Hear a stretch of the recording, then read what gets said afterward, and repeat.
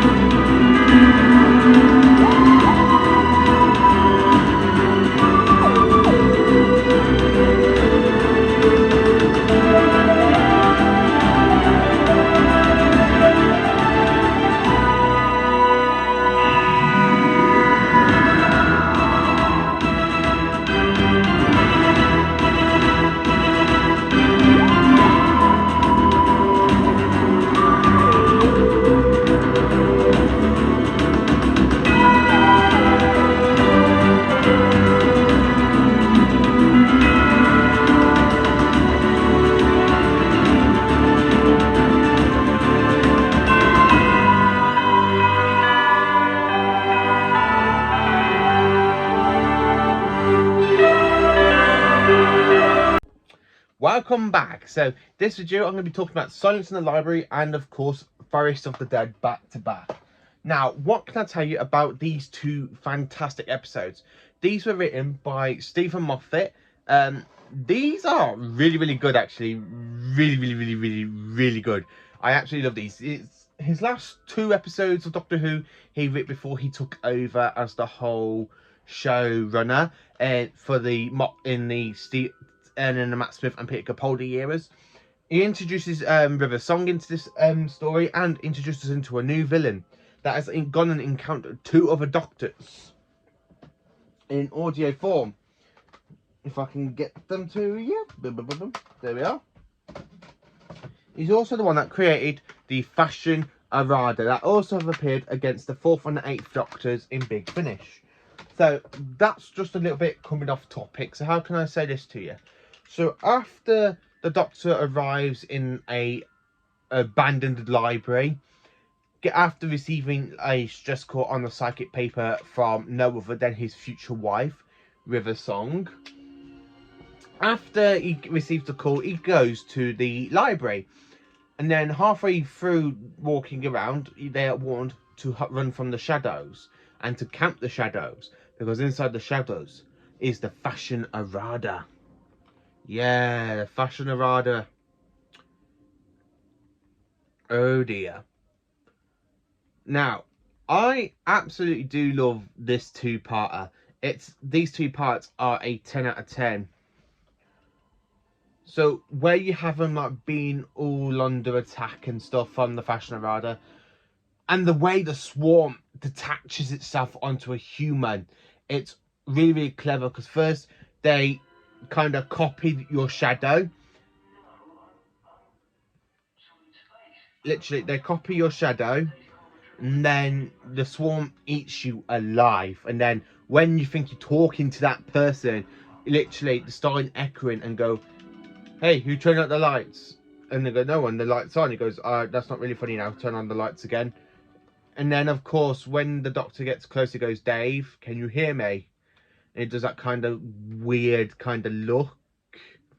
And the way the Fashion Arada just grabbed the Doctor and showed him the skull, and he goes, "Hey, who turned out the lights?" I absolutely do love that. Now, the little girl in this is basically the library core. Yeah, she's a little bit, the little girl in this you start off with at the beginning, where she's flying around the library. It's basically kind of like a dream state, because her mind is connected up to the library as a computer core.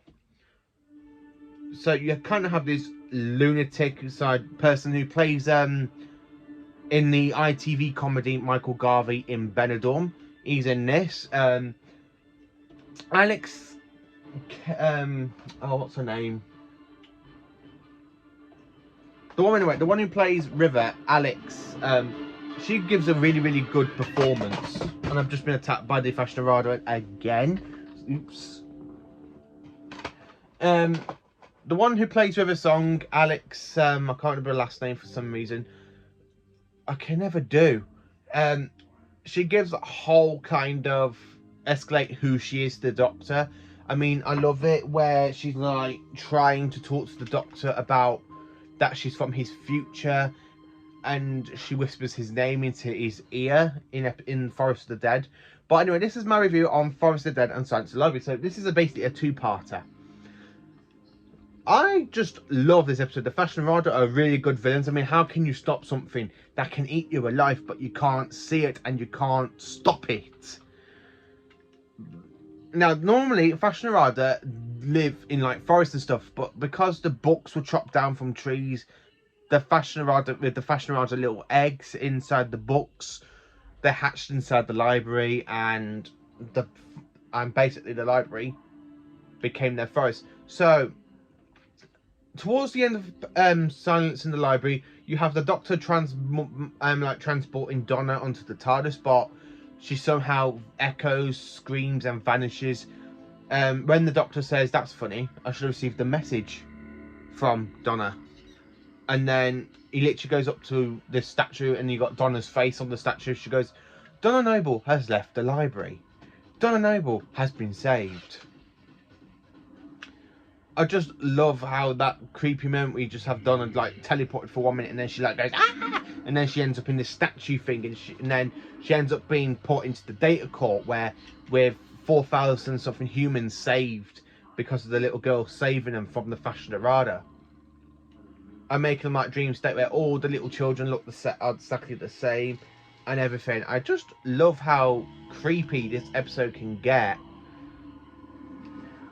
I like how you have the very first death is Miss Avalician, who goes off investigating, and then she screams, and then you just find her bones, what the Fashionarada stripped away the flesh and just left the skull. I just love how the Fashionarada are really, really quick with their victims. 1 minute you're alive, and then the next minute you're just gone. You're just gone. You're turned into a skeleton man. Proper spooky, ain't it? Where you just get literally like talking to, you could be like 1 minute you could talk to someone through the like microphone piece, and then you're just stripped away from your flesh and everything, just in an instinct. Yeah, it's a really, really kind of good story. Now, this one is a bit of a good Doctor Who story to watch around Halloween time. I mean, look at that. That is the Fashionarada with the skull.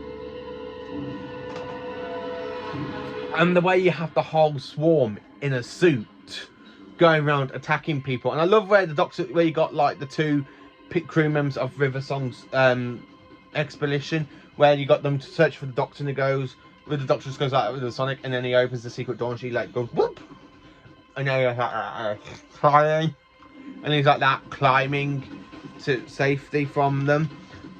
I love how the Doctor realises he's saved River, his future self saved River, which we all know is the 12th Doctor now. So when he opens up the portal, he's literally, you got an awesome scene where it's like that, going through the actual kind of professor, like the data cloud, going up to the little girl and saving River, and he actually saves all of River's friends as well.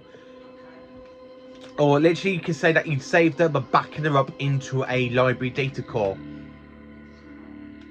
Even though after that, like just before that scene I just spoke about, River does sacrifice herself for the Doctor. She literally, when the Doctor's about to kill himself to bring everybody back, River said no, you can't, because not our futures won't possibly happen. I love how you have a load of like dramatic stuff between the Doctor and River in this.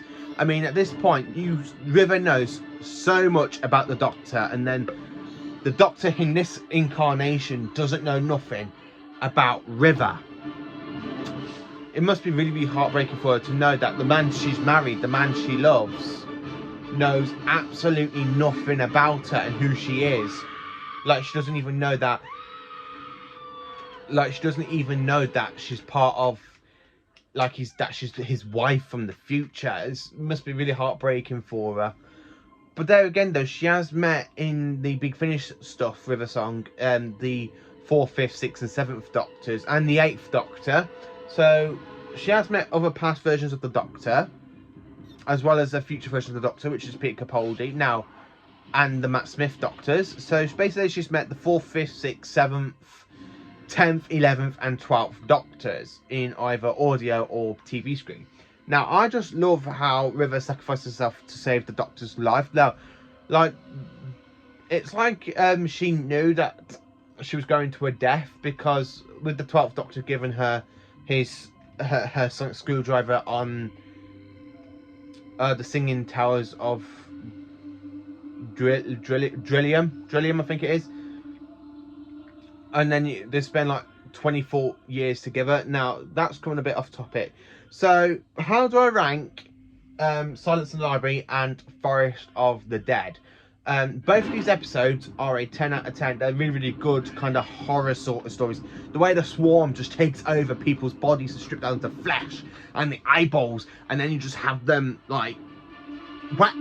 It's just a really, really love episode. I do love this episode. It's a really iconic episode. The music in it, as I'm playing in the background, is from Silence in the Library. It's a really kind of dramatic episode. It means to start off very calmly, then you get into the plot with the Fashion Armada.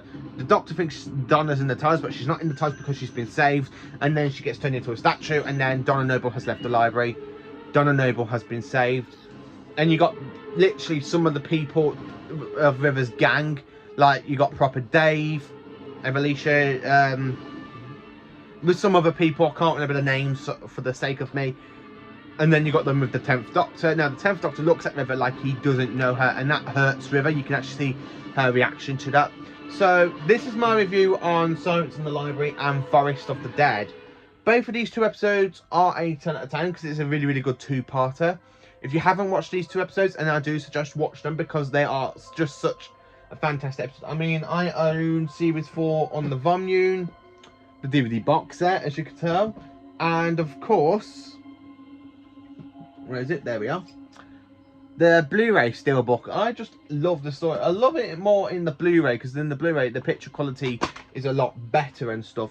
So thank you for watching this video. Please do like, subscribe and share to my channel. And if you've got any requests for me to review any Doctor Who stories that you haven't seen, or you want, or you have seen but you want to see my opinion on them, then please do comment on the Doctor Who family page, or if not, comment in the comments, and I will tell you everything that I can think of to review of all of these Doctor Who goodies, DVDs and stuff, because they're just such an iconic episode of Doctor Who, every single one of them.